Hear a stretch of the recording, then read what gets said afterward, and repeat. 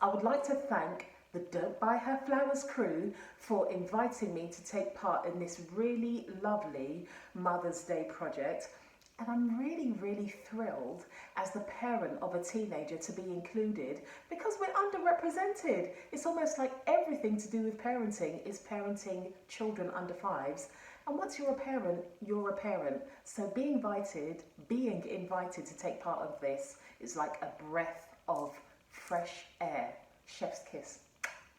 So, when I was first approached to take part in this project, and I was contemplating the idea of one wish I had as a parent, or I have as a parent, on the one hand, I was like, oh my goodness, I have loads. And on the other, I was like, well, I don't really have any because I am really, really into accepting that everything that happens in some way, shape, or form is a lesson for us to pay forward. However, as I thought, I started to really be honest with myself and peel back some layers, and a Carl Jung quote came to mind. So I'm just going to look over there and read it because I don't know it off the top of my head. So, Carl Jung says, one of the greatest influences of their offspring and themselves is the unlived life of the parent. Again, one of the greatest influences of the offspring and themselves is the unlived life of the parent. And what it made me wish is that I didn't spend as much time previously parenting my daughter from my unlived experience.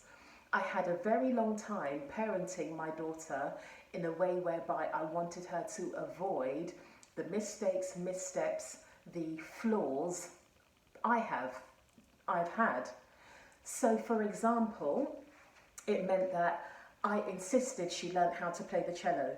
She wasn't that interested in playing the cello. She did what children do. When I presented the idea with great gusto, she went along and she was excited.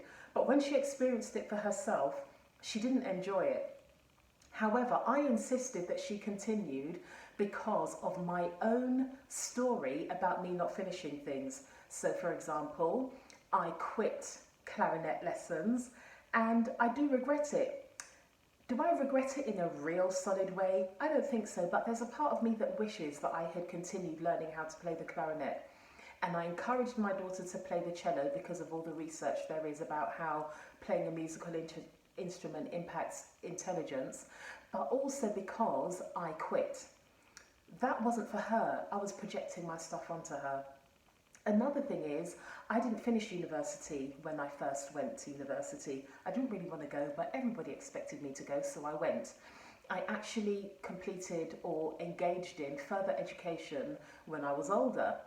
But because I have this idea in my head that it would have been better for me to have completed further education by the time I was 21, I was steadfast. She had to go to university. She could go to university to learn how to paint nails, as far as I was concerned. She was going. But now I realise, actually, my role as a parent is to hold space for my daughter to be who she is, be the best of who she is, to reach her true capacity, to create a life where she feels fulfilled, where she feels joyful. And by me imposing a style of parenting that was coming from what I lacked, meant that I wasn't seeing my daughter for who she is. I wasn't seeing her for the young woman, pains me to say that, I wasn't seeing her for the young woman she is blossoming into. Parenting my daughter from what is possible for her, parenting her from a space whereby I am holding space, a big enough space for her to be able to explore and learn who she is, rather than me superimpose a sanitized version of me onto her, feels so expansive. It feels so rich, and I feel like I'm really able to enjoy her. And I hope that this continues.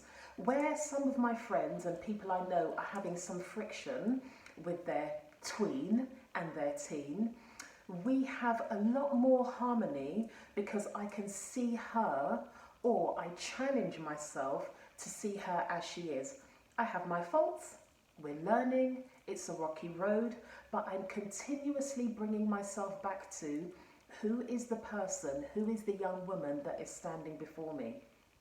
So that for me has been really, really important, and it has given me permission to be who I am and have a new level of acceptance for who I am, and stop trying to be this person that doesn't want my daughter to make any mistakes, missteps, or have any mishaps. That is where we do our real learning. We don't learn from the, oh my goodness, everything is so great.